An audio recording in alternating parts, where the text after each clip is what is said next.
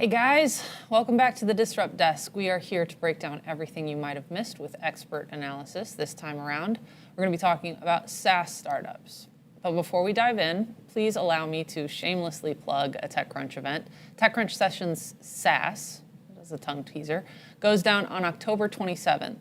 Speakers like Ali Godse from Databricks will be there, senior executives from Google, Microsoft, and Salesforce, and as well as Confluence Jay Krebs, many more alongside those folks. So grab a ticket at techcrunch.com/events. Thank you for putting up with that. A few more quick housekeeping notes. Don't forget about the Disrupt Passport. You can explore different parts of the show to win cool prizes. That includes a VanMoof X3 e-bike, Bose noise-canceling headphones, and a Sonos Beam sound bar. If you don't want to talk SaaS with us, I'm heartbroken, but I completely understand because over on the Extra Crunch stage starting now, Sequoia, Signalfire, and EQ Talent Group will explain how to not fuck up your hiring process, for lack of a better word. Now, let's get caught up on what went down this morning. To help me out, I'm going to bring on the Pam Beasley to my Jim Halpert, TechCrunch breaking news editor Daryl Etherington. What's up, pal? Oh, hey, I don't know how to play off that that metaphor, that analogy there. I know. But I appreciate it. I did it on purpose because I know you don't watch The Office. You're outside of the joke, and that was purposeful. We're also enlisting the help of Emergence Capital partner Lodi Siniscalco. She's been with us on Extra Crunch Live. She's super smart. Hey, Lodi, how are you doing? Hi, I'm doing great. Nice to see you both. All right, so let's jump into the SaaS action, the SAction, if you will. We'll start with the Brett Taylor and Stuart Butterfield interview. Connie asked Stuart about competition from Microsoft Teams. I feel like I remember back when Slack took out a full-page ad with an open letter to Teams right after it launched. It was pretty bonkers. It feels like Stuart's attitude has changed a little bit since then. So if you missed it, here's a look at what he had to say. Microsoft's preoccupation with killing us has shifted somewhat to a preoccupation with killing Zoom, because Teams turned out to not really, kind of like we said in the beginning, it's not so much of a direct Slack competitor, although obviously there's a huge amount of overlap in the functionality. But we have 1,000+ customers who spend $100,000 with us or more each year. And some of those are millions and some more than that. There's not that many customers, or not many companies in the world that spend $100,000 with a single software vendor. So they're obviously very large companies. Almost all of those are Microsoft customers. And of those, almost all of them are Office 365 customers. And of those, probably the majority are using Teams in some respect, but they're using it for video calling. Yeah, so it sounds like he's going to start worrying as soon as Teams starts to make a dent in Zoom, right? Zoom first, and then we'll worry about us. Loti, startups have so many tools to deal with competition. They have the agility to test and build their product. They have, VC dollars for marketing. They can go the merger and acquisition route. Big companies obviously have their own tools too, but they're much slower and heavier. So I was wondering if you could talk to us about kind of the differences between the big and the small startups when they're worrying about competition. Absolutely. You're right. Their startups are smaller, but their very disruptive nature definitely allows them to compete effectively. But it would be foolish to think that large incumbents don't have any tricks up their sleeves. I think the one that's probably the most common is what I'll call the talent war. So large companies have plenty of cash, and often they also have liquid stock, right, that they can offer, and they can put this together to offer extremely lucrative packages to the best employees who they're trying to steal from the competition. So if you're a small company and you see yourself going up against the talent war, there's really not much you can do from a cash and equity standpoint. You can't offer more money than a Google or a Facebook, chances are. And even if you offer more equity, your equity is not liquid. So it's not really as attractive as that of a larger company. The best defense for something like this is really trying to create an awesome culture so that people want to be there and want to stick with you, even though you are smaller. The second thing that companies typically do is price war. So again, the companies have a ton of cash that they're sitting on. And as a result, they can give out really large discounts, pricing their product below that of the competition. And this sometimes can initiate a downward spiral. And in extreme situations, companies can even try to give out their product for free. And that is something that typically is called giving out a loss leader. And this is specifically doable if they plan to make money in a different way. Say like they give you something for free, but they monetize through a different product, or maybe they have a fintech offering on their platform that allows them to still have positive unit economics. If you find yourself in a situation like this, you either have a product that is 10x better that of the free competition, or chances are you kind of need to prepare for a sale. I'll touch on two last things. The first is something that actually Stuart covered, which is going the legal route. So you could choose to file an antitrust complaint. This is rarely something that kills a company. It's more something that really slows down a company, and it's a huge distraction. Important to say that it requires a lot of resources on both sides. So definitely not something that's easy to pull off. And then the last is what I call the nuclear option, which is large companies could choose to buy another one just to shut it down, just to put it out of the map. I think one interesting thing that came to mind when you were mentioning that was, I realized like, oh yeah, TechCrunch in general is the loss leader, right? Like our great content that we give away for free, but then we haven't figured out how to make money. So we didn't think about that part of it, but we've got the other thing down. I want to ask Carol, you. don't give away our secrets, please.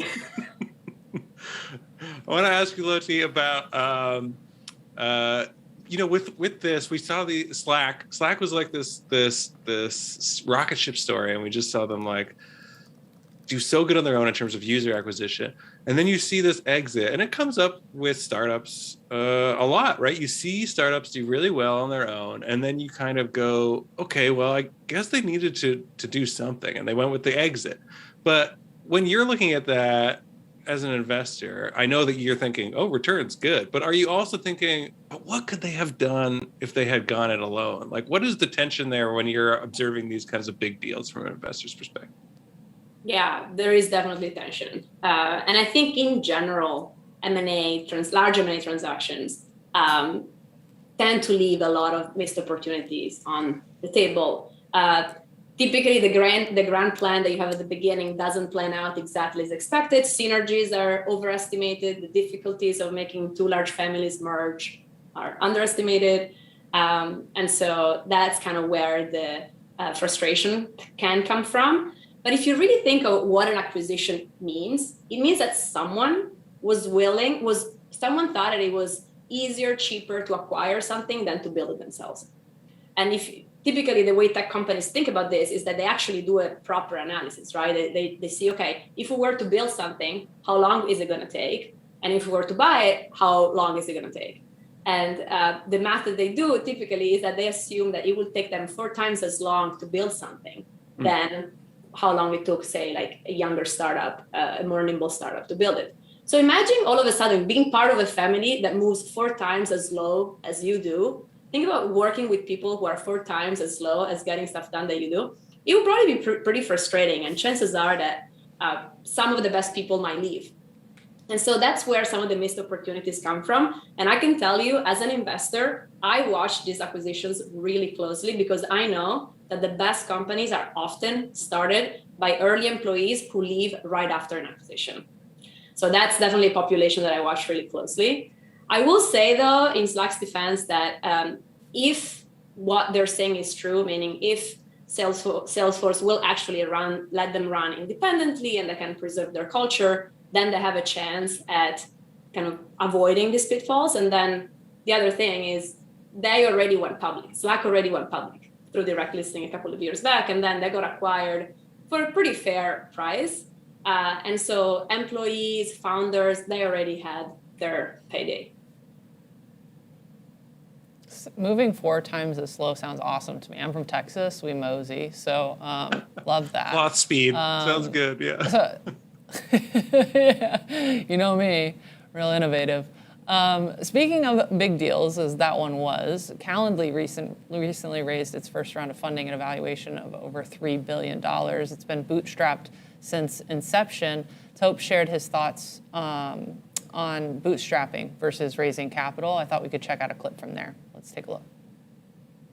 what it takes to build an enduring business and a standalone business.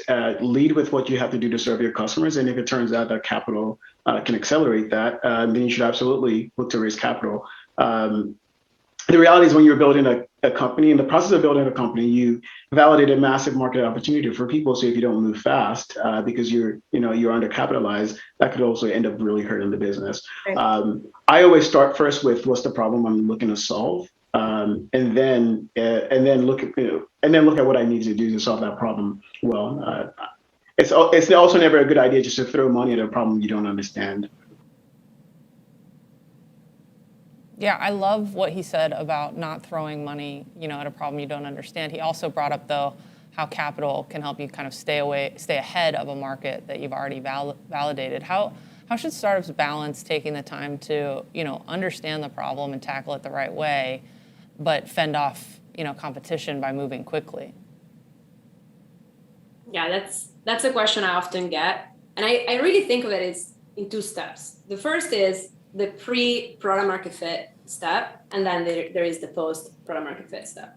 So at the beginning, before you find product market fit, you're ideating quickly, you're iterating quickly, you're really trying to only use the resources that you need until you're 100% sure you build something that customers love.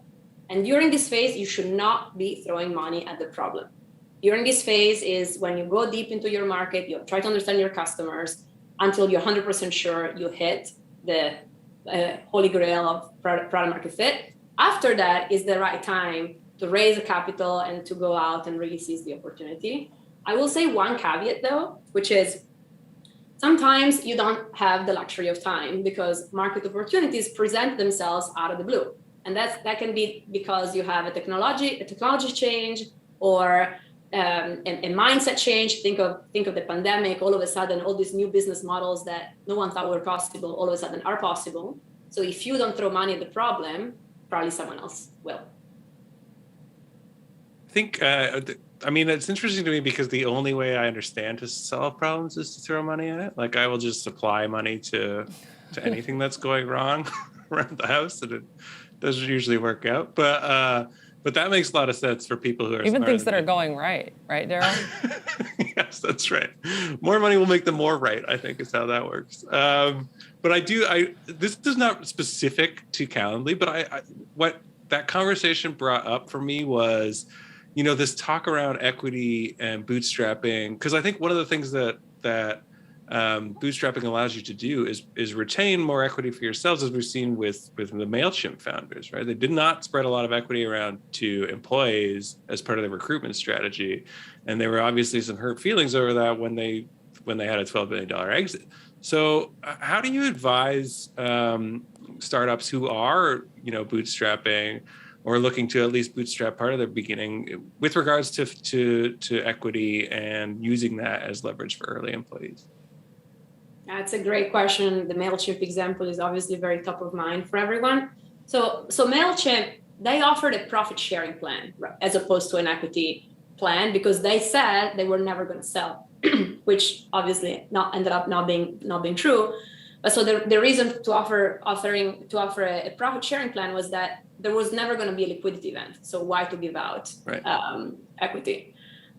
So my advice for founders is really be honest with yourself and think about, are you really never gonna raise money and are you really never gonna sell? Or is the bootstrapping strategy a temporary one until you are actually ready to raise money and eventually you want to exit the business?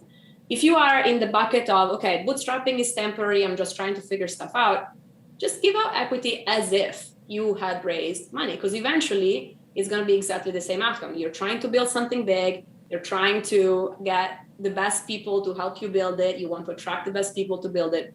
And so it's important to offer them the same packages that they would get at a competitor that's not bootstrapped.